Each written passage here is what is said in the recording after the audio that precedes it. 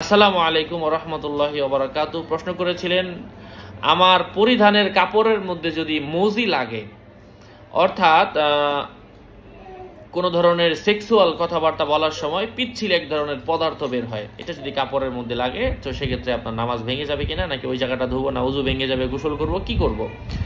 যদি এটাকে বলা হয় মৌজি, যেটা হালকা পিচ্ছিল পানি বের হয়, তো এটা যদি কাপড়ের মধ্যে লাগে, যেই জায়গাটার মধ্যে লেগেছে ওটা অবশ্যই ধুয়ে নেবেন এবং আপনার লজ্জাস্থান ধুয়ে নেবেন এবং আপনি ওযু করে নেবেন, হয়ে যাবে, ফরজ গোসলের প্রয়োজন নাই। তবে যেটা একবার একান্ত উত্তেজনার সাথে লাফিয়ে লাফিয়ে বের হয়, এমন অবস্থায় এগুলোর ক্ষেত্রে আপনাকে অবশ্যই ফরজ গোসল করতে হবে, কাপড় চোপড় ভালোভাবে ধুয়ে নিতে হবে।